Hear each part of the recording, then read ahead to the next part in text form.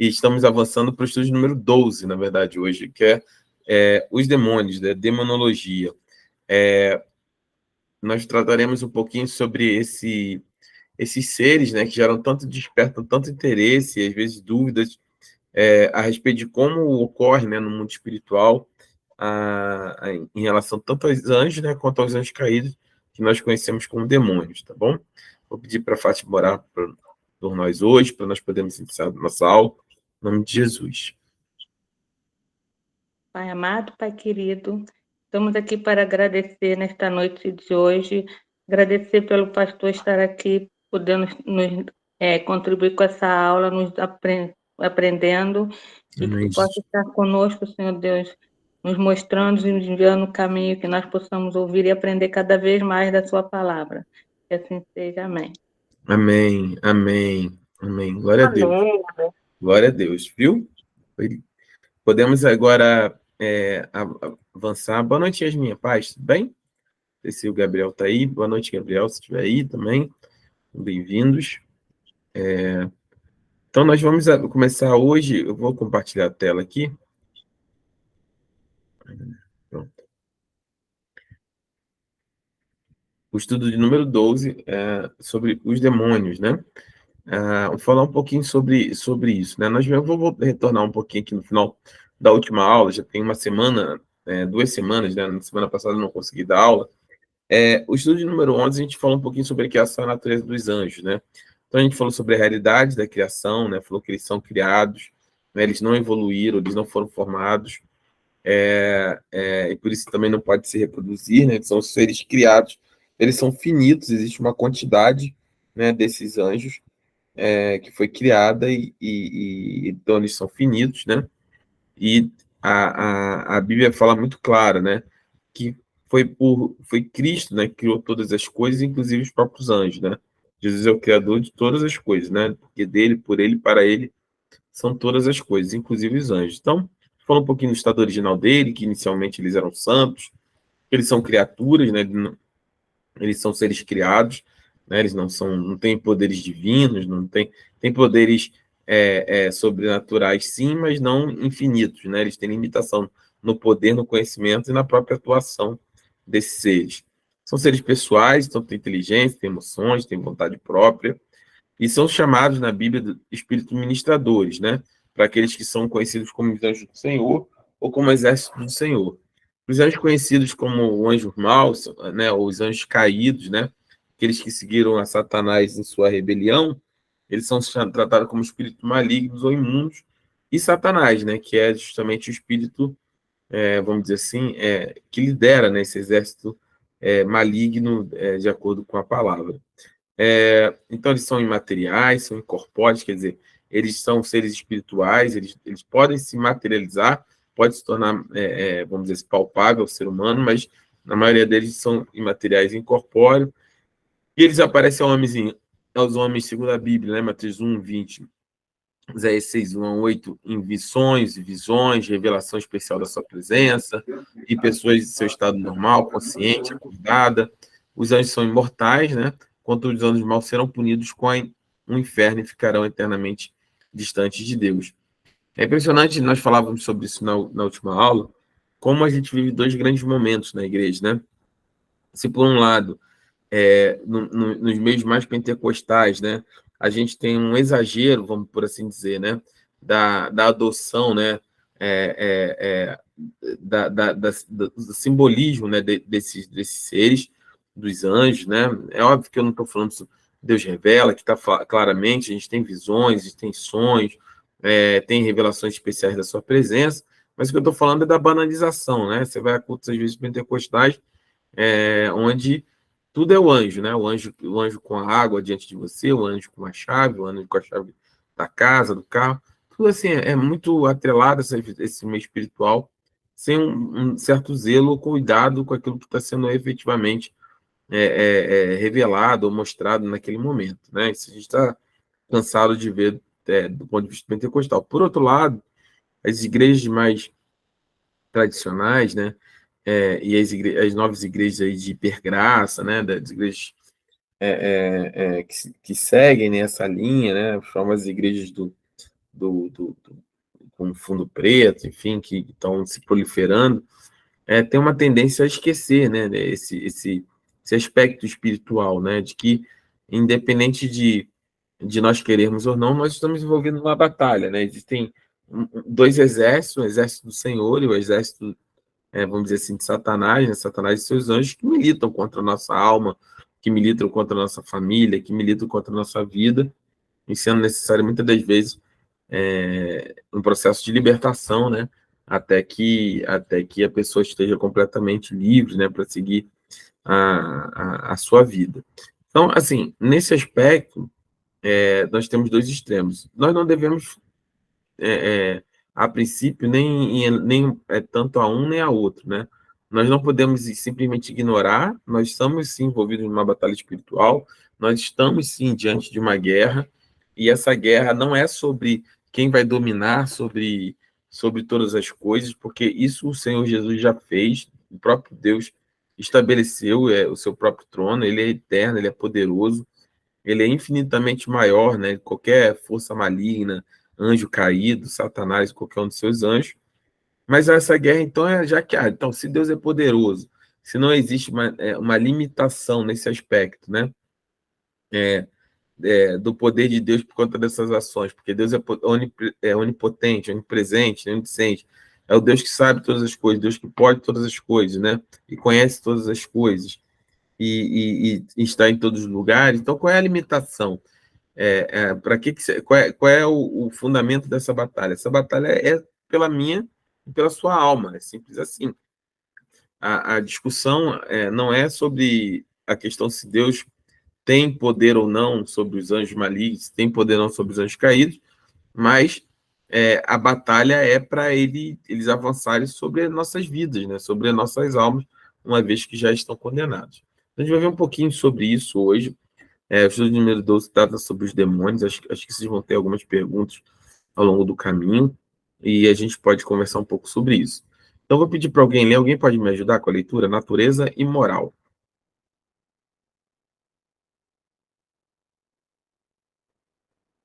Eu posso, pastor. A natureza é imoral. Os demônios são chamados de espíritos imundos, espíritos malignos, espírito de demônio imundo e forças espirituais do mal. Então, assim, todas as vezes, né, que a Bíblia se refere a esses seres, né, ele sempre vai tratar eles de algumas formas, né, não diretamente como demônios, mas como espíritos imundos, né, Mateus 10:1, espíritos malignos, Lucas 7:21, espírito de demônio imundo, Lucas 4:33, e forças espirituais do mal, ou potestades, né, espirituais do mal, em Efésios 6:12, né. O importante é que nós saibamos, assim, né, que de maneira muito clara, que no fundo a gente está falando sobre espíritos corrompidos, né, que vivem é, de maneira muito clara, né, num estado de imoralidade, né, ou não seguindo aquilo que é moral do ponto de vista de Deus. Eles são espíritos corrompidos e que, por serem espíritos e por serem corrompidos, eles maquinam e trabalham incansavelmente, dioturnamente, pelo mal, né? Não existe nenhuma variação de bem ou nenhuma sombra de bem nesses espíritos, né? Não há, porque uma coisa eles fazem de bom e depois fazem, não. Eles sempre estão planejando o mal em contraste, né? A santidade de Deus, a pureza de Deus, né? As vestes brancas, né? Que coloca o Senhor Jesus, eles são sempre comparados a espíritos imundos, a coisa imunda, maligna, demoníaca, uma força atrelado ao próprio mal, né? Estabelecido como forças espirituais do mal. Então, se o mal agir, ele está agindo diretamente através dessas forças que são esses espíritos, esses demônios. Então, os poderes, né? Então, isso é algo importante, né? Qual é o limite? Quais são os poderes, né? Desses espíritos, né? Tem crentes que acham que esses espíritos eles têm um poder ilimitado, né? Eles têm um poder que vai além de vamos dizer assim, de qualquer limite, né? Que eles são ilimitados em tudo aquilo que eles se propõem ou estabelecem para fazer.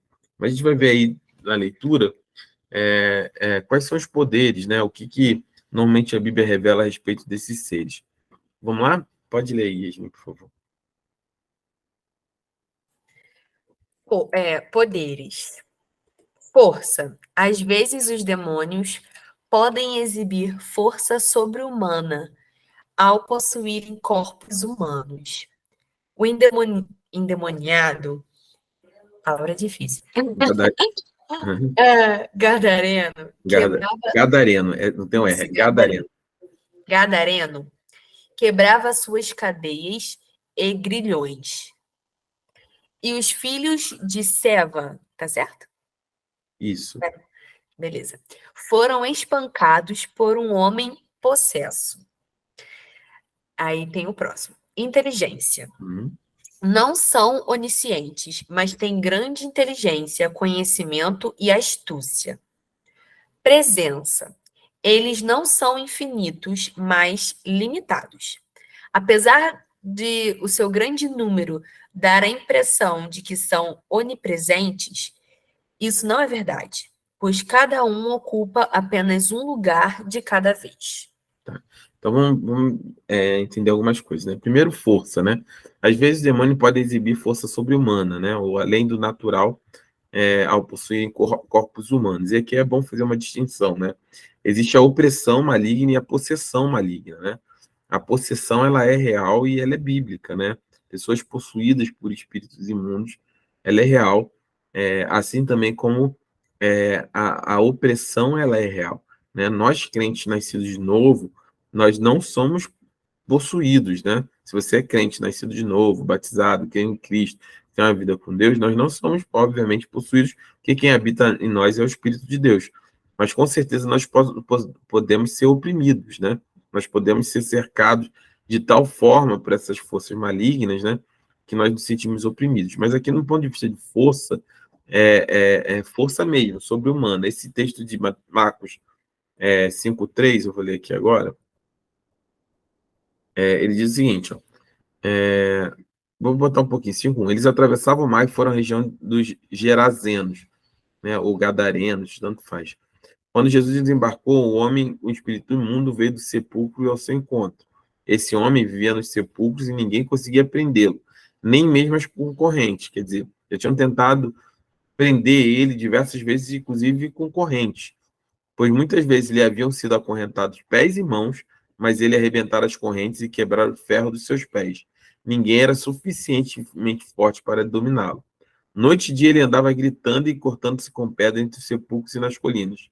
Quando ele viu Jesus de longe, você está acompanhando Marcos 5, tá bom? Correu e prostrou-se diante dele e gritou em alta voz: Que queres comigo, Jesus, filho do Deus Altíssimo? Rogo-te por Deus, não me atormente. Pois Jesus lhe tinha dito: Saia deste homem, espírito imundo. Então Jesus lhe perguntou: Qual é o seu nome? E ele respondeu: Meu nome é Legião. Respondeu ele: Porque somos muitos. Implorava Jesus com insistência que não os mandasse sair daquela região. Uma grande manada de porcos estava passando numa colina próxima, e os demônios imploraram a Jesus, manda-nos para os porcos para que entremos neles. E ele lhe deu permissão e os espíritos imundos saírem e entraram nos porcos. A manada de cerca de 2.000 porcos atirou-se do precipício abaixo, em direção ao mar, e nela se afogou. Os que cuidavam dos porcos fugiram e contaram esses fatos na cidade e nos campos. E o povo foi ver o que havia acontecido. Quando se aproximaram de Jesus, viram ali um homem que fora possesso de legião de demônios, assentado, vestido em perfeito juízo, e ficaram com medo. O que tinham visto, contaram ao povo o que acontecera ao endemoniado e falaram também sobre os porcos.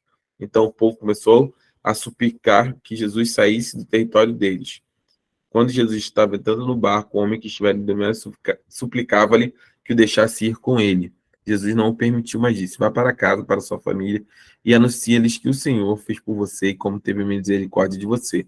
Então, aquele homem se foi e começou a anunciar em Decápolis, quando Jesus tinha feito por ele. Todos ficaram admirados. E aí continua o relato a partir daí. Mas alguns pontos importantes nesse texto. Deixa eu até compartilhar aqui a tela do texto, para a gente poder olhar aqui. Estou com o texto aqui na minha frente. Então, alguns pontos importantes, né? Na última aula eu perguntei sobre isso, né? É, aqui a gente vê primeiro, a gente está falando sobre força, né? Na apostila, essa força sobrenatural. Qual é o cenário? Um homem que vivia no meio do sepulcro, né? Do cemitério, né? Lá na época era comum ter catacumbas, né? Locais, né? Tipo cavernas, né? E perdão. E ele vivia nesse ambiente já há bastante tempo. Pai, Sil, tudo bem? Seja bem-vindo. Eu acho que Ezequias também entrou aí. Seja bem-vindo, Ezequias. Paz, meu irmão. Paz. A irmã Elizabeth também. E aí, ele vivia durante muito tempo nessa situação. De maneira que muita gente tentou dominá-lo, amarrá-lo, acorrentá-lo. E ele, literalmente, ele quebrava as correntes, né? Com a sua força, né? Você já teve a oportunidade de pegar uma corrente, obviamente sabe que não é algo simples de ser quebrado, né? Uma corrente de bicicleta, uma corrente qualquer, e esse homem quebrava. Então, o fato de ele estar possesso, né, possuído, e aí era o que fazia ele ter essa força sobrenatural. E ele estava possesso é, é, por uma quantidade de demônios, né, que quando eles se identificaram como legião de demônios, né? Já falei que legião era uma medida, né, da tropa romana, que era de aproximadamente 6.000 soldados, né? E ele diz, olha, meu nome é Legião porque somos muitos. Então, aquele homem estava extremamente possuído, né? E aí tem alguns nesse aspecto, né? A gente fala, por exemplo, fulano está com uma legião de demônios, uma legião de demônios tem manifestado, né, naquele lugar por conta desse episódio. Mas o mais importante aqui é a gente entender primeiro, né, o contexto daquilo que Jesus estava falando, né, e estava pregando nesse momento ali naquela região, e que nesse passar de Cristo, né, a simples presença de Jesus atormentou, né, aqueles espíritos que logo se apresentaram a ele e se apresentaram implorando para que Jesus não atormentasse, né, o que não atrapalhasse, né, aquilo que estava acontecendo, o que eles estavam fazendo naquela região. Uma pergunta que eu fiz na última aula por que Jesus tinha permitido, né, acho que não foi na última, foi na antepenúltima, por que Jesus permitiu, né, que esses demônios entrassem nos porcos, né? Uma vez que a pessoa estava ali cuidando dos seus animais, né, cultivando, cuidando dos seus porcos, e perderam 2.000 porcos de uma única vez, 2.000 porcos se mataram, né? Então, a minha pergunta é importante, eu vou voltar nela, por que Jesus permitiu que essa legião de demônios entrasse nos porcos, por exemplo? Você lembra? Não estava na última aula, pastor, ainda não assisti a última. Eu Eu acho lembro, que pastor, não. lembro sim. Lembra? Então explica para a gente aí. É porque os porcos são alimentos impuros, nesse caso, né? E eles estavam indo contra o que o senhor Isso. permitia, não deixava, né? Nesse caso. Que era. Desculpa, pelo menos foi isso que eu entendi, né? Que os porcos são animais impuros, então eles não poderiam ter esse tipo de criação. Isso. É importante, para a gente entender aqui, né? Nós estamos falando do período, Jesus ainda, ele veio no seu ministério durante, obviamente, o estabelecimento da lei mosaica, né? Você só tinha um Antigo Testamento, você não tinha um Novo, né? Todo o cânon do Antigo Testamento já estava formado e compilado. O que eu estou dizendo? De Gênesis a Malaquias já existiam todos os profetas, todos os livros. É claramente que o Novo Testamento só é escrito após, né, a vinda de Jesus, é escrito os evangelhos, as cartas, né, as epístolas paulinas e dos demais apóstolos, enfim. Então, nesse momento, ainda estava estabelecida a lei mosaica. E se nós formos lá no capítulo 7, deixa eu baixar aqui, no capítulo 7 de Levítico, no versículo 11, se não me engano, deixa eu só confirmar. aqui.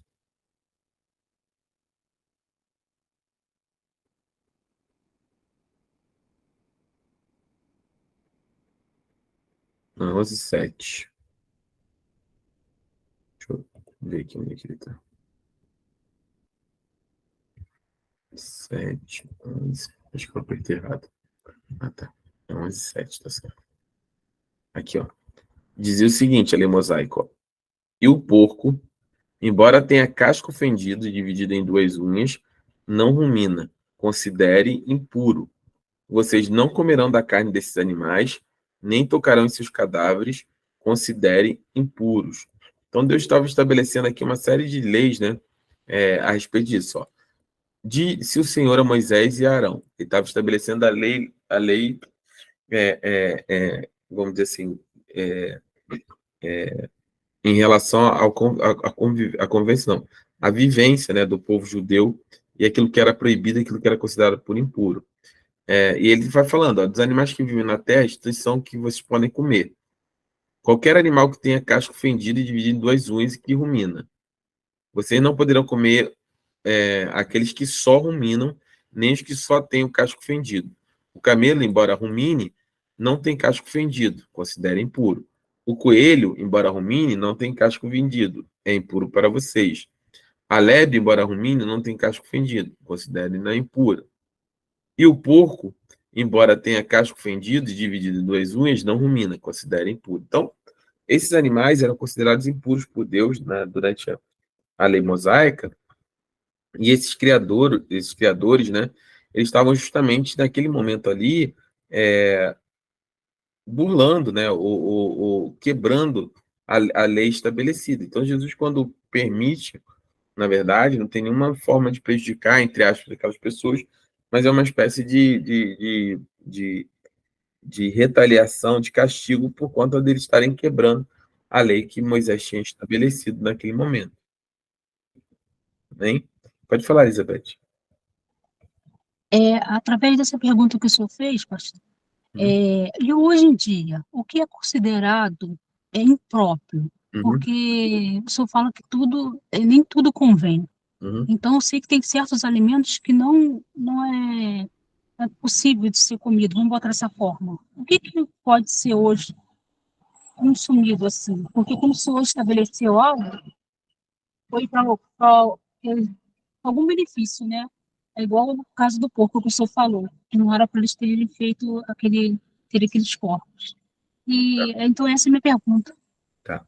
Vamos abrir. Você está com a. Vou te tirar aqui.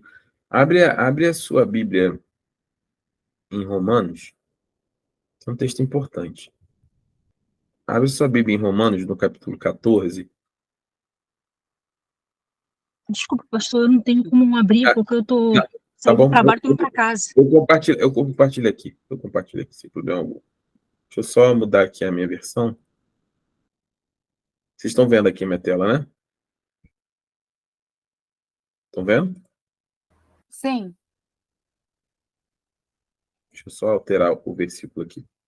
Botar para a nova versão internacional, que fica mais fácil. Então, assim, vamos lá. Romanos 14, o apóstolo Paulo está dando uma direção para a igreja que estava em Roma, né? E tinha uma discussão muito clara sobre isso, a respeito daquilo que eles podiam ou não consumir, né? E aí o apóstolo ele começa assim, olha. Aceitem o que é fraco na fé sem discutir assuntos controvertidos. Um crê que pode comer de tudo, já outro, cuja fé é fraca, come apenas alimentos vegetais. Aquele que come de tudo não deve desprezar o que não come, e aquele que não come de tudo não deve condenar aquele que come, pois Deus o aceitou.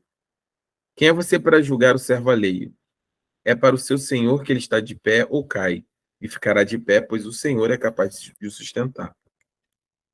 Há quem considere um dia mais sagrado que o outro, há quem considere iguais todos os dias. Cada um deve estar plenamente convicto em sua própria mente. Aquele que considera um dia como especial, para o Senhor assim o faz. Aquele que come carne, come para o Senhor, pois dá graças a Deus. E aquele que se abstém, para o Senhor se abstém e dá graças a Deus. Pois nenhum de nós vive apenas para si, e de nenhum de nós morre apenas para si. Se vivemos, vivemos para o Senhor. Se morremos, morremos para o Senhor. Assim, quer vivamos, quer morramos, pertencemos ao Senhor. Por esta razão, Cristo morreu e voltou a viver, para ser Senhor de vivos e de mortos. Portanto, você que julga o seu irmão, por que julga o seu irmão? E por que despreza o seu irmão? Pois todos compareceremos diante do tribunal de Deus. O que está escrito? Por mim mesmo jurei, diz o Senhor. Diante de mim, todo joelho se dobrará e toda língua confessará que sou Deus. Assim, cada um de nós prestará conta de si mesmo a Deus. Portanto, deixemos de julgar uns aos outros. Em vez disso, façamos o propósito de não colocar pedra de tropeço ou obstáculo no caminho do irmão. Como alguém que está no Senhor Jesus, tenho plena convicção de que nenhum alimento é por si mesmo impuro, a não ser para quem assim o considere. Para ele é impuro. Se o seu irmão se entristece devido ao que você come, você já não está agindo por amor. Por causa da sua comida, não destrua seu irmão por quem Cristo morreu. Aquilo que é bom para vocês não se torne objeto de maledicência, pois o reino de Deus não é comida e nem bebida, mas justiça, paz e alegria no Espírito Santo. Aquele que assim serve a Cristo é agradável a Deus e aprovado pelos homens. Por isso, esforcemo-nos em promover tudo o que conduz à paz e à edificação mútua. Não destrua a obra de Deus por causa da comida. Todo alimento é puro, mas é errado comer qualquer coisa que faça os outros tropeçarem. É melhor não comer carne, nem beber vinho, nem fazer qualquer outra coisa que leve seu irmão a cair. Assim, seja qual for o seu modo de crer a respeito dessas coisas, que isso permaneça entre você e Deus. Feliz é um homem que não se condena naquilo que aprova. Mas aquele que tem dúvida é condenado se comer, porque não come com fé, e tudo que não provém da fé é pecado. Tá claro, Elizabeth, sobre isso? Sim, pastor, pode deixar. Eu vou até, quando chegar em casa, eu vou até abrir o versículo que o senhor abriu para ler. É Romanos no capítulo 14, né? Então, assim, o que a Bíblia estabelece é muito mais do que o que pode ou o que não pode comer em si, mas é muito mais daquilo que é o seu coração em relação àquelas coisas, né? Se você considera impuro, não come. Se você considera puro, come. Mas se isso faz seu irmão tropeçar, deixa de comer. Não precisa você fazer isso para fazer ele tropeçar ou fazer na frente dele, enfim. É muito mais sobre o nosso coração e sobre como nós vivenciamos no reino a nossa fé em relação ao nosso próximo, né? Da mesma maneira, né? Por exemplo, se você vê, se a pessoa tem uma fé onde alguma coisa, de alguma forma, enfraquece ou entristece seu irmão, e você é maduro na fé, se abstém de fazer aquilo diante do seu irmão, se abstém de tratar desse tema com as pessoas, para que não venha gerar tristeza no coração do seu irmão. O pecado, né, ele existe, na verdade, não é na condenação do alimento em si, né, ou da guarda dos dias, ou de tudo que a gente está falando aqui, né, mas é justamente no fato de você não ter amor ao seu próximo. Se você tem amor ao seu próximo, todas as outras coisas, de certa forma, se tornam secundárias do ponto de vista daquilo que é proibido ou é permitido, obviamente, né? A gente não está ali. Isso não se aplica, não é uma regra geral, né? Então quer dizer que eu posso fazer qualquer coisa que, se eu fizer com fé, tudo bem. Eu posso ir para rave, para uma balada, para. Não, meu irmão, eu estou falando aqui sobre a prática de alimentos, sobre essas coisas. Aquilo que a Bíblia estabelece como pecado sempre vai continuar sendo pecado, né? Então, não é. Eu não vou sair por aí dizendo que eu posso cometer, ser agressivo, ser violento, porque eu acho que tem que ser assim que a gente tem que levar a vida e pronto. Né? E se isso não me condena, eu posso fazer. Não é sobre isso. É sobre a gente ter um coração em paz a respeito das coisas que a gente faz, principalmente em relação à questão de alimentos, né? Não sei se eu te respondi, Elizabeth, se está claro, se vocês também têm alguma dúvida em relação ao que eu acabei de explicar. Eu compreendi, pastor. A única dúvida que eu tenho, mas também foi citado nesse texto de Romanos, foi sobre o vinho. Porque, em relação a isso, é permitido ao cristão tomar o vinho, ou é ou é aquele caso só da pessoa se embebedar? Eu estou falando isso porque situações que eu vejo no dia a dia, entendeu? Então, é isso que eu queria saber. É permitido ao cristão tomar vinho ou não é permitido ao cristão tomar vinho? Tá. Então, a Bíblia, ela trata de. Eu tenho muita tranquilidade para tratar sobre essas coisas, tá bom? Eu não tenho problema nenhum sobre tratar sobre isso. A Bíblia trata, de maneira geral, que o que é proibido é você se embriagar, né? A Bíblia fala que é melhor do que se embriagar com vinho é você ser cheio do Espírito Santo, né? Nas definições também sobre o ministério pastoral, né? Sobre como é definido lá no ministério pastoral, ao presbítero, né? Ao diácono, né? Também fala assim que como é que eu posso dizer? Uma das características, né? Que Timóteo fala é que o pastor ele deve ser muitas coisas, né? Ele não pode ser violento, tem que ser amável, tem que ser pacífico, não pode ser amante do dinheiro, não pode, sei lá, que eu lembro. É minha listinha, né? Meu checklist diário. Não ser apegado a coisas que não façam sentido, né? Nesse aspecto. E um desses pontos é também não ser apegado ao vinho. Então, assim, de maneira direta, a Bíblia não vai condenar o consumo de vinho, né? Mas condena a embriaguez, condena a percepção, você se perder, né? Você deixar ser controlado pelo vinho, nesse sentido. Mas, e aí eu faço a minha resposta conjunta com o texto de Romanos 14 em relação a isso. Obviamente que eu, como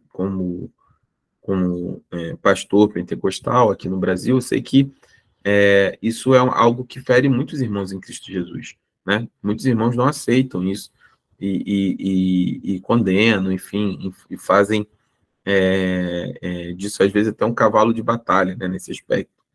Então, seguindo os preceitos de Romanos 14, né, se isso de alguma maneira fere meu irmão, se isso de alguma maneira fere as pessoas que estão ao meu redor, eu não preciso fazer, né? Assim, mesmo que eu entenda que não é pecado não fazer, não necessariamente eu preciso fazer para, de alguma maneira, trazer essa condenação sobre a vida das pessoas que estão ao meu redor, trazer entristecimento às pessoas que estão ao meu redor. A verdade é que é muito difícil, né? As pessoas terem um limite. É complicado em vários níveis, né? Quando você está diante de uma igreja, por exemplo, você dá um salvo-conduto para consumo de bebida alcoólica, é muito complexo, é muito difícil, porque tem irmãos que têm claramente problemas com bebida alcoólica.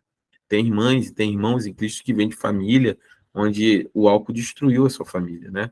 Pais violentos, mãe violenta, pai violento, pai violento com a mãe, com os filhos, ou, enfim, o álcool é uma porta muito grande de violência e, obviamente, também, a gente está falando de demônios aqui, de brechas, né, espirituais para nesse aspecto. Então, de maneira direta, e sem ser dar volta, né, a respeito disso, a Bíblia não condena diretamente a isso. A gente vê o primeiro consumo de vinho lá, logo após o dilúvio, né? Noé, ele planta uma videira e ele descobre, ele amassa, a uva fermenta, ele toma vinho, ele se embriaga, e aí tem uma série... Esse é um exemplo clássico, né? O vinho, ele entra na cultura do povo, você não vai ver Deus proibindo nunca o vinho ao longo da história, de Israel. Mas o exemplo de Noé é um exemplo clássico, né? Como a embriaguez ela é complicada. Com a embriaguez, né, de Noé, o seu filho Cã acaba zombando dele, e aí Noé amaldiçoa não somente ele, como seu neto Canaã. Então, assim, tem ali todo um processo, né, muito difícil ao longo da história bíblica que trata nesse tema. Então, de maneira direta, a Bíblia não condena diretamente, mas a Bíblia também fala que se isso de alguma maneira faz seu irmão tropeçar, em Romanos 14, por isso que ele trata aqui, o que você come e o que você bebe, é melhor que você não faça, por exemplo. Então, isso fica dentro do âmbito das decisões pessoais que você tem que tomar a respeito da sua fé. Então, se isso faz tropeçar o seu irmão, se existe uma doutrina na sua igreja que proíbe isso diretamente, de maneira frontal, você deve respeitar e seguir aquilo que está estabelecido pelo seu pastor, né, pela sua igreja. Ou se faz seu irmão tropeçar de alguma forma, também você deve seguir isso. Eu, como pastor, particularmente, eu adoto essa postura, de que se isso faz de alguma forma, meus irmãos tropeçarem, eu prefiro me abster e não fazer. Tá claro para você em relação a isso? Muito obrigada, pastor. Muito obrigada. De nada, de nada. Aí, acho que a Yasmin levantou a mão. Oi, pastor. Eu até ia colocar uma coisa, porque era um questionamento, né? assim, a respeito, porque o primeiro milagre de Jesus, assim, foi, Uhum. foi a transformar água em vinho, né? Uhum. Aí eu Uhum. sempre fiquei, se fosse realmente algo que, vamos dizer, fosse realmente proibido, um pecado explícito assim na Bíblia, por que Jesus teria feito, né, transformado Uhum. água em vinho? Uhum. Porque ele teria feito esse milagre? Eu sempre fiquei me perguntando. Uhum. E eu adorei essa colocação, pastor. Eu acho que realmente é muito difícil, porque, como você falou, tem pessoas que sofrem com esse problema, né? Uhum. E quando a gente se permite sair de si, não estar cheio do espírito, aí isso é um grande problema. Uhum. Então, eu gostei bastante dessa colocação, pastor. Obrigada. Nada, nada. É importante isso, né? Porque, assim, para nós, né, vamos dizer assim, para mim, para a maioria de nós, pode não ter nenhum grande problema, né, nesse aspecto, não ser algo que seja difícil da gente se relacionar no nosso dia a dia. Mas também, por outro lado, né, nós temos irmãos que vêm para a igreja e são libertos da bebida, né? Libertos mesmo, são pessoas que são alcoólatras, bebedores costumais, pessoas que destruíram ou destroem sua família e sua vida através do álcool, né? Ou que tem no álcool, acho que a Lorena tá aí, ela pode também dar uma força, né, como psicóloga dessa área também, da psique humana, é, é, um dos gatilhos, né? Eu já trabalhei muito com pessoas com dependência química, né? Com alguns trabalhos. Um dos gatilhos para dependência química, para abertura de porta, né? Para consumo de cocaína e de drogas mais pesadas, para quem já é usuário, um dos gatilhos, uma das portas de entrada, os gatilhos iniciais, é o consumo de álcool, né? Então tem gente, é o álcool, a Lorena respondeu.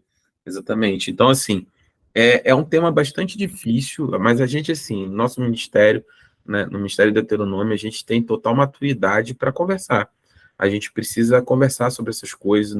A gente não pode tratar as coisas no reino de Deus simplesmente como um tabu, do tipo, não se fala nisso, é assim, pronto, e acabou. Isso não é cristianismo, né? O cristianismo, ele lembra, nós somos protestantes, né? Nós somos aquele que protesta, que quer saber, que questiona, que precisa entender, e a gente vai tratar isso de maneira muito clara. Então, estou dando a minha visão como pastor. Baseado em todo o processo que eu conheço, né? Que a gente tem a pastora Eliana que está aqui, que é minha tia, nesse processo de libertação, né? De pessoas que. E eu estou falando de libertação mesmo, pessoas que têm dificuldade, né? É, é, é muito difícil para a gente simplesmente chancelar como se não fosse algo inofensivo, porque para uns para outros não é, tá?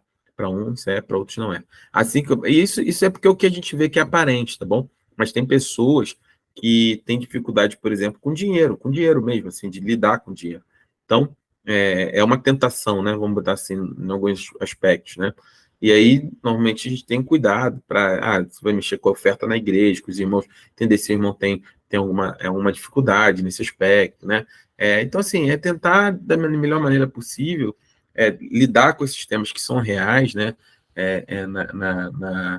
Na igreja, para que a gente possa ter uma fé madura, né? Não simplesmente, é porque não é, não. É porque o pastor Lúcio disse que não pode. Acho que a gente, na escola de discípulo aqui, a gente quer ser um pouco mais do que isso, né? A gente quer, o que eu falei, né? Um dia eu sonho e oro para que todos nós estejamos, não que haja um desnível, mas no mesmo nivelamento de conhecimento, e vocês possam discipular outras pessoas. Eu estaria mentindo aqui, eu já fui missionário na Espanha, fui missionário no Marrocos já. Então, lá, os irmãos sul-africanos, né? Os irmãos espanhóis, eles consomem álcool, assim, da cultura deles, né? Vai almoçar e acabam consumindo, mas eu acho um tema muito difícil porque pode gerar em algum momento tropeço de algum irmão que tenha muita dificuldade com isso. Então, nesse caso, a minha regra de fé, eu adoto o Romanos 14, tá bom? Para esse caso, especificamente. Deixa eu ler o que a Lorena colocou. Estava estudando ontem, inclusive, em um dos livros sobre as diversas formas de dependência. Falava-se que aquela atividade substância dependente era o Deus para o indivíduo, exatamente. é muito difícil, né? É muito difícil. Quem viu uma família destruída pelo álcool sabe do que eu estou falando, né? Sabe da dificuldade que é. Então, é um tema bem espinhoso, muito espinhoso. E aí a gente começa e eu já vi muitas vezes entrar por uma porta bem liberal, né? E aí você começa a liberar uma série de coisas dentro da igreja, né? Que, então isso também não tem problema, aquilo também não tem problema, daqui a pouco nada tem problema. E não é bem assim que as coisas funcionam, né? Principalmente no reino. Tá bom? Yasmin, tá tudo certo? Respondi? Tá tudo bem? Sil? Sim, pastor, obrigada. Né? Sim, pastor, eu tinha dúvidas sobre isso também. Foi uma ótima pergunta da irmã Elizabeth. Amém. Mas ficou claro. Glória a Deus. Ficou claro que tudo com decência, né? Com moderação. Exatamente. E se faz seu irmão tropeçar, não faça. Esse Exatamente. é A pessoa que tem tendências alcoólicas é melhor evitar, né? Exatamente. Tá bom? Ok, ficou claro, pastor. Deixa eu pegar aqui em Atos.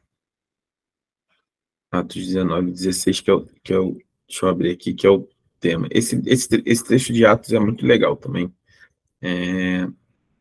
Legal entre aspas, né? Mas assim, é muito bom, importante a gente olhar, porque ele vai tratar justamente sobre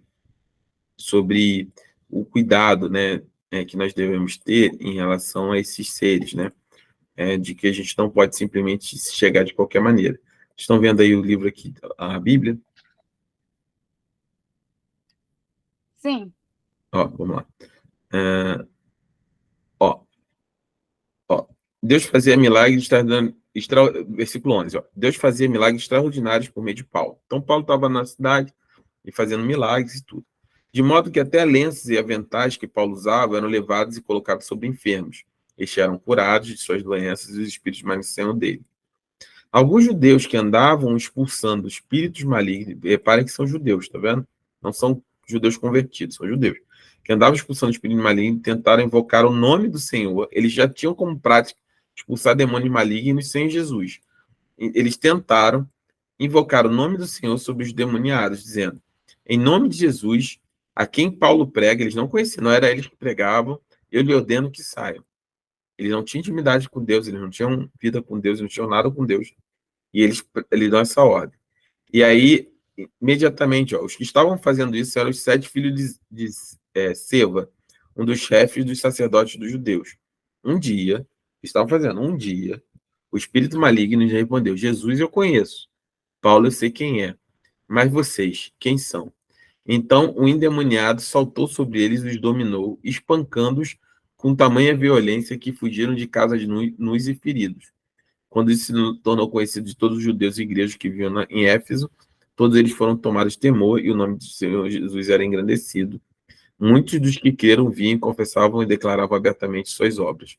Então aqui a gente tem um caso clássico, né, de 2 pessoas, perdão, no caso de 7 pessoas aqui, que utilizavam como prática a expulsão de demônios, né, e se apoderavam do nome de Jesus para isso, e o nome de Jesus tem poder para isso.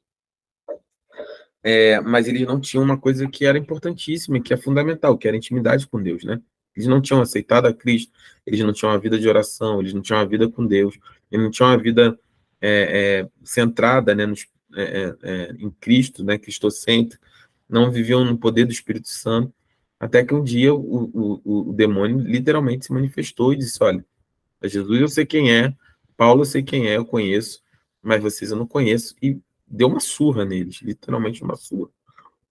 Então, primeiro, 1 contra 7, para mostrar, a gente voltar no tema da apostila, mostra a força que esses espíritos têm, né? E outra, falta de preparação, né, dessas pessoas que não tinham nenhuma comunhão com Cristo. Eu quero só ressaltar aqui esse ponto. Tem muitos cristãos que têm medo, né, de expulsar demônio, de ter autoridade, de invocar em nome de Jesus e pronto. E criou-se na igreja uma igreja medrosa, né? Assim, uma igreja que, não vou me meter com isso não, isso é não sei o que, isso vai trazer para a minha vida. Meu irmão, a autoridade que nós temos, ela está contida, né? Inserida claramente no poder que há no nome de Jesus. Nós temos uma vida no altar, uma vida com Deus, uma vida de relacionamento com Deus, uma vida de servos de Deus.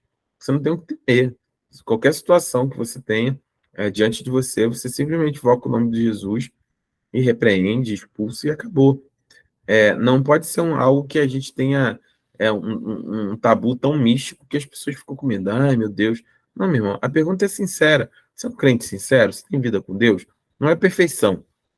Perfeito ninguém é. Se nós fôssemos perfeitos, Jesus não precisava ter vindo para morrer no nosso lugar, né? Ele precisou vir porque não existia nenhum que era a altura daquilo que Deus exigia. Somente Jesus foi capaz. Então, eu, por exemplo, tenho meus defeitos, tenho minhas dificuldades, como qualquer pessoa. Mas eu sei que eu sou não um homem de Deus como um homem único de Deus, né? Como um pastor, não. Um homem de Deus como tem vários homens de Deus na nossa igreja, né? Um homem de Deus como vocês são mulheres de Deus, quer dizer, que pertencem a Deus, que tem vida com Deus. E como um homem de Deus, eu sei da minha vida, eu sei do meu coração, eu sei de como eu ando diante do Senhor. Então, eu não tenho dificuldade nenhuma e nenhuma restrição em relação a isso, de ter autoridade baseada no nome de Jesus para expulsar demônios. Essas pessoas aqui não eram crentes, eram pessoas que estavam se apoderando, né, desse nome para fazer o que eles estavam fazendo. Então, é importantíssimo a gente ter uma vida com Deus, né? Mas essa vida com Deus não significa que tem gente que acha que isso é um ministério específico para uns ungidos, né? É óbvio, tem ministérios de libertação, pessoas que são chamadas por Deus para viver com libertação. Vão até pessoas com problemas de drogas, até moradores de rua. Isso é um ministério, tudo bem, eu entendo. Mas estou falando, a autoridade é sua em todo o tempo, baseada no nome de Jesus. Isso é importante nós temos estabelecido, tá? Então, tem alguma dúvida sobre o que eu falei? Querem comentar alguma coisa?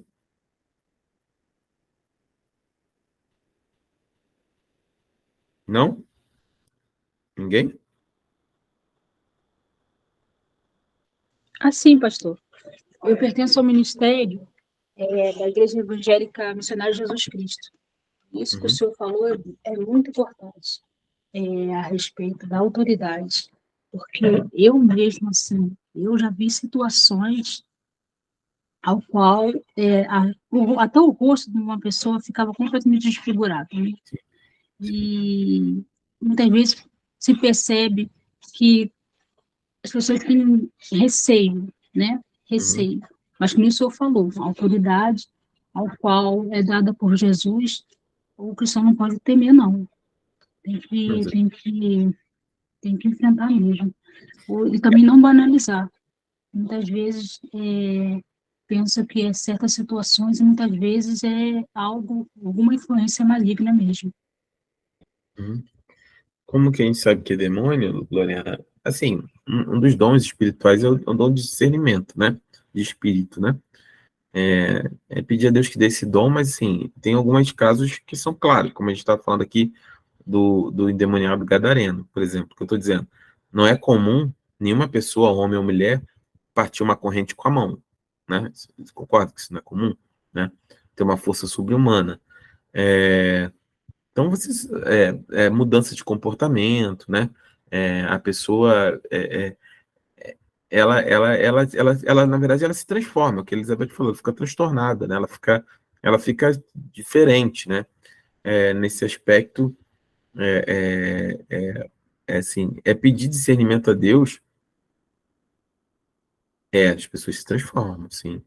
Sim, é uma manifestação maligna, né? Tanto é que a gente acabou de ler aqui. O demoniado, ele estava se cortando com pedra, ele passava gritando no meio lá das tumbas.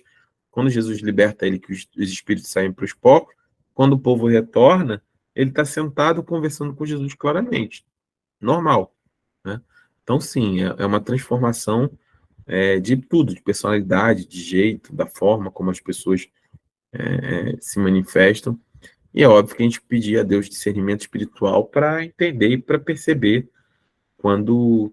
Mas vou te dizer, confiar no Espírito Santo, porque a gente sabe.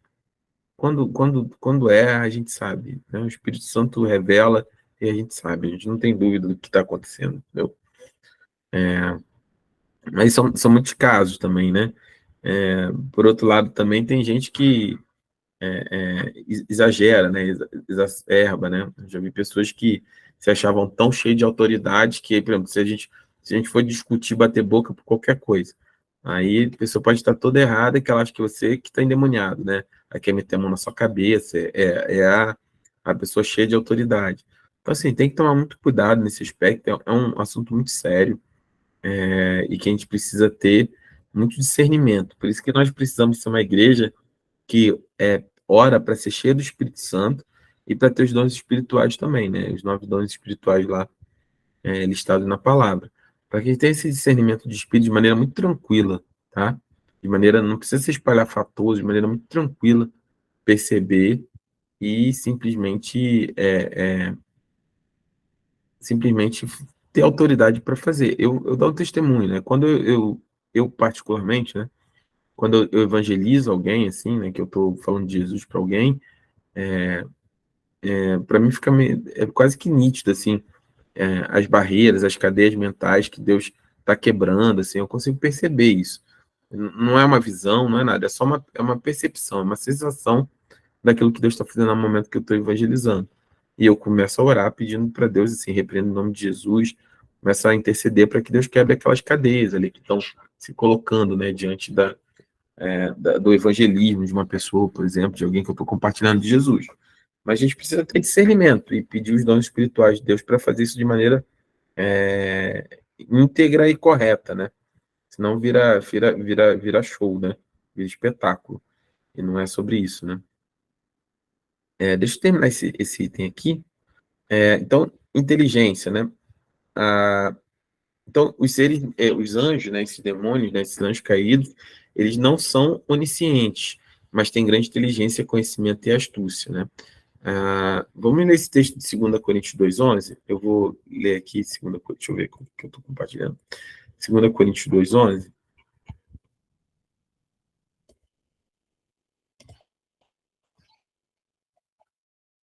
Diz o seguinte: se vocês perdoam alguém, eu também perdoo. E aquilo que perdoei, se é que havia alguma coisa para perdoar, perdoarei na presença de Cristo por amor a vocês. Isso é Paulo fazendo um discurso, e ele fala: a fim de que Satanás não tivesse vantagem sobre nós, pois não ignoramos as suas intenções.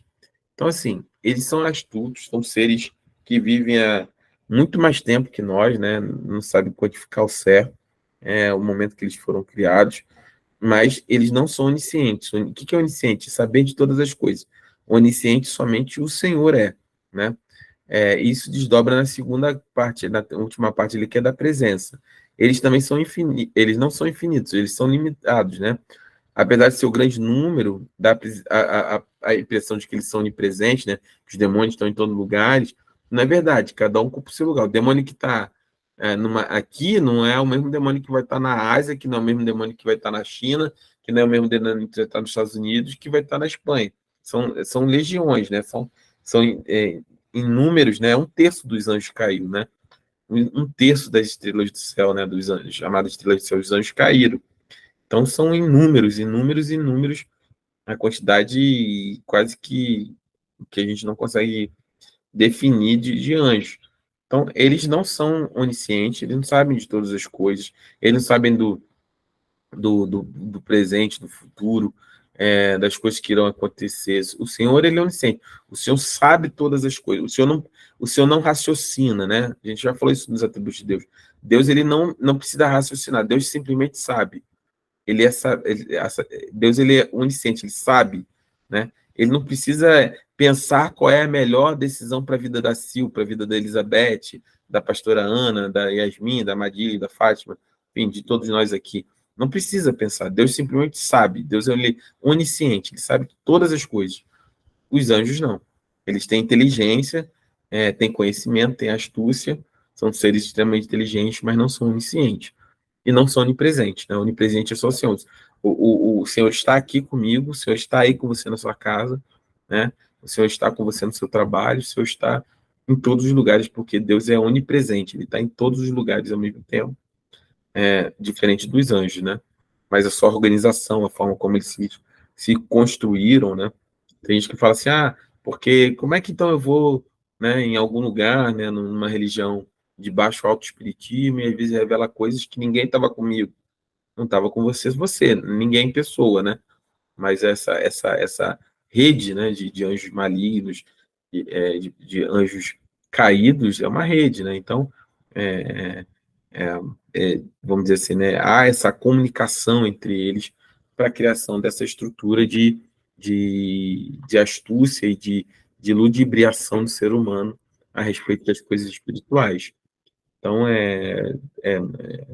e aí eu posso entrar aqui, eu vou abrir um monte de tema aqui que eu acho que vai gerar um monte de dúvida, mas desde psicografia de cartas, né, de outros temas, por exemplo, do chamado autoespiritismo, kardecismo, né, de outras religiões, como é que psicografa, como é que revela, como é que faz. Então, para nós cristãos, está atrelado diretamente a essa estrutura, né, essa quantidade finita, mas gigantesca de espíritos caídos e que construíram, obviamente, e a gente linka lá, sabe? E a gente linka lá quando a gente falou de teologia, né, quando a gente começou essa aula, sobre o homem tem necessidade de Deus, né? Em algum momento o diabo chegou à conclusão de que mais fácil do que negar a Deus, dizer que Deus não existe, porque o homem tem essa necessidade, é criar uma série de opções e colocar o homem nesse emaranhado, nesse labirinto, que somente o Espírito Santo pode nos conduzir para nós chegarmos ao verdadeiro caminho, para chegarmos à verdade, o caminho e a vida, né? Mas pergunta aí, Breno, fica à vontade. Tem muito perguntas, tá com o microfone? Ah, tá. Mas tem bastante, quando a gente fala de... Tá, tá bom, escreve e a gente pergunta, mas vocês têm dúvidas sobre isso? Tem alguma coisa que eu falei aqui nesse momento em relação a que vocês têm dúvidas sobre isso? Então eu vou parar aqui, depois eu vou falar em outra aula, eu vou tratar sobre Satanás, né? Propriamente dito, vou dar uma aula só sobre isso. Vocês já pararam para se perguntar essas coisas, né? Como é que essa estrutura funciona, como é que essas coisas acontecem? É uma coisa que acaba envolvendo muitas pessoas, né? Que vem de espiritismo, baixo espiritismo, alto espiritismo, que vem de outras religiões e que acaba tendo algumas dúvidas sobre isso. Pode falar aí. Pastor, a minha dúvida é uma coisa que me surgiu aqui na minha cabeça agora. Bom, nós, né, nós irmãos em Cristo, que estamos cada vez mais conectados com o Senhor, temos relacionamento com Deus, que lemos a palavra, que louvamos, que jejuamos, que oramos, nós também somos suscetíveis, né, pastor? Talvez, aí eu faço um contraponto com essa questão do álcool, por exemplo. Talvez o álcool possa ser uma porta, uma brecha, para que algum demônio possa, sei lá, se aproveitar do nosso momento meio que instável, né? Porque é aquilo, né? Eu estava até comentando com a Lorena, de pessoas que são uma coisa, são uma bênção, né? Normais, alcoolizadas, elas realmente se transformam, assim, fica desnorteado, fica outra pessoa. Você olha e só fala assim, gente, quem é essa pessoa que está na minha frente? E aí isso me surgiu aqui na cabeça agora. O que eu falei, né? Com certeza, né? Eu considero uma brecha, assim, né? De você abrir uma brecha para essas coisas acontecerem. Mais uma vez eu falo, né? O melhor, na dúvida, né? Romanos 14. Se alguém faz alguma coisa sem convicção, é melhor que não faça, porque essa falta de fé que é pecado. Então, com certeza, essas brechas, né? Elas podem acontecer, mas não necessariamente só ligado a isso. Às vezes acontece, dá um exemplo, você tá em casa, com sua esposa, com seu marido, com sua amiga, com alguém, com sua família, sei lá, qualquer pessoa. Não sei se vocês já passaram por isso, é comum, bastante comum. Que a Bíblia lá em Efésios, capítulo 6, né, fala sobre a armadura de Deus e fala que uma das peças é o escudo da fé que nos protege contra dardos inflamados, né, de Satanás, flechas inflamadas, né? O mundo espiritual está o tempo todo jogando dardos inflamados em nós, né? E pela nossa fé é que nós nos defendemos, usando a armadura de Deus, a couraça da justiça, o capacete de salvação, a sandália do evangelho. Mas se você não vigiar, se você não tiver discernimento, você já viu aquela, às vezes acontece, aquela confusão que você vai de 0 a 100, você nem sabe como é que você chegou ali, você só chegou. Assim, aí quando termina, que se você não tiver cuidado, você respira, você fala assim, meu Deus, como é que isso tomou esse tamanho todo? Como é que a gente chegou até aqui nessa discussão? Como é que essas coisas ficaram dessa forma? Esse é um exemplo clássico para mim de opressão mesmo maligna, né? De perturbação espiritual, né? Demoníaca sobre a nossa vida. Brigas que acontecem sem motivo aparente, coisas que são desnecessárias ou, como é que eu posso te dizer? Ou sem nenhum, assim, sem nenhum valor, e se tornam coisas que viram um cavalo de batalha. Esses para mim, são influências claras, né, malignas, né? Agora, só te respondendo de maneira direta, Herme, eu acho que também tem a questão, assim, a pessoa que já se embriagou, já não é um crente tão benção, assim, né? Já está muito equivocado. Mas quando revela, assim, será que é só brecha maligna ou a pessoa realmente se revelando, assim, a sua real personalidade, né? Então, assim, é muito difícil tratar um caso específico como uma regra geral, mas tem que ter discernimento nesse momento, tá? Vou terminar com a pergunta da Lorena. Antes de aceitar Jesus, eu não tinha religião, não aprofundava nada, mas às vezes buscava por coisas místicas, tá? Tarô, búzios, astrologia, realmente coisas que já tinham acontecido na minha vida. Como acontece isso? Exatamente, Sil, tem que vigiar o tempo todo. Então, é o que eu te falei, né? Vamos lá. Para nós, né, com o discernimento que nós temos hoje, é um sistema demoníaco, né, de aprisionamento das pessoas, ou de tentar enganar, né, de ludibriar as pessoas em relação ao verdadeiro. Tudo no final do dia, para que a pessoa não enxergue Jesus, não enxergue ao Senhor como caminho, a verdade e a vida. Então, isso tudo, independente do sistema religioso, né, fora de Jesus Cristo, né, fora do Senhor, fora da sua palavra, só tem uma finalidade, é levar o homem ao inferno. Assim, a briga é sempre. Lembra nós falando nos anjos lá, da batalha espiritual? Essa batalha é sempre pela mim e pela sua alma.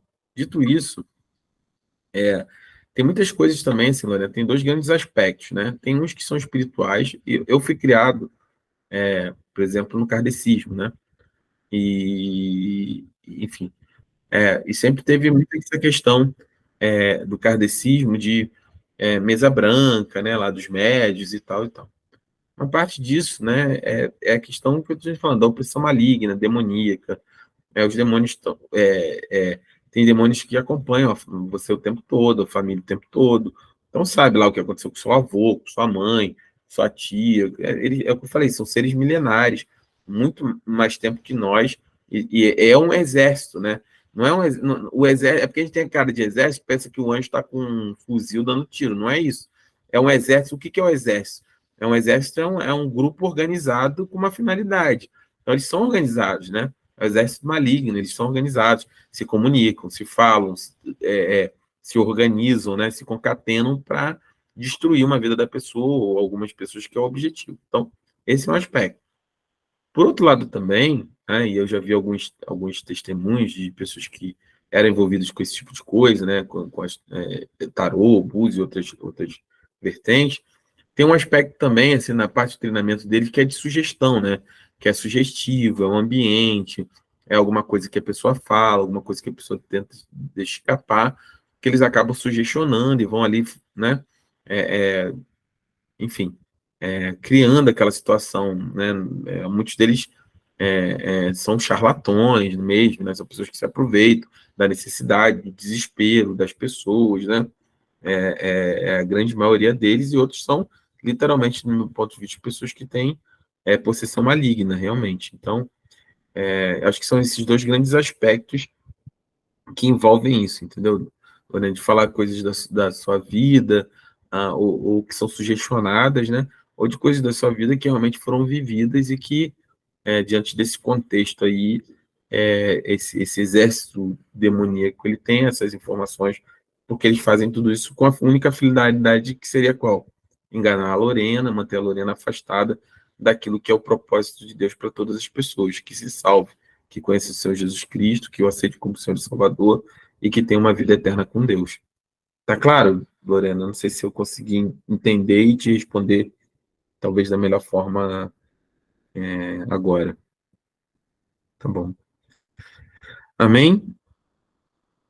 Amém. A minha linda esposa entrou aí. Tá aí, esposa? Acho que ela entrou aí. Ela estava com a minha sogra cuidando de algumas coisas. Estou aqui sim. Tá bom. Você ora para nós terminarmos? Alguém tem mais alguma dúvida? A aula hoje foi um pouquinho mais lenta, né? Não sei, mas eu acho que deu para responder a todo mundo. Na próxima semana nós falaremos sobre Satanás, né? A sua queda, a sua estrutura, por quê, como, onde caiu, como é que ele foi criado, que é uma dúvida que muitas pessoas têm também. Tá bom? Tô ansiosa. Não vai conseguir abrir o áudio agora? Tá bom, então. Eu vou pedir a Sil, então, para orar para a gente terminar, pode? Amém. Amém. Tá. Pastor, perguntaram do vinho e a tatuagem. Tá, próxima aula, tatuagem, Lorena. Você traz, guarda essa na caixinha. Eu estou ferrada. Guarda essa na caixinha. É para eu orar, pastor? Por favor, vamos orar para nós encerrarmos. Amém. Senhor, nosso Deus, nosso Pai, Pai querido, Pai amado. Senhor, nós queremos te agradecer por essa aula maravilhosa, Senhor, porque nós temos tantas dúvidas, Senhor, a respeito das coisas do Senhor. E o Senhor, cada dia que passa, usa o pastor Lúcio para nos esclarecer, para tirar as nossas dúvidas.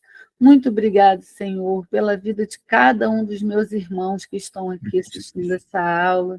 Que o Senhor venha nos abençoar cada dia mais, que o Senhor venha nos colocar sabedoria para entender cada vez mais e mais de Ti, meu Deus.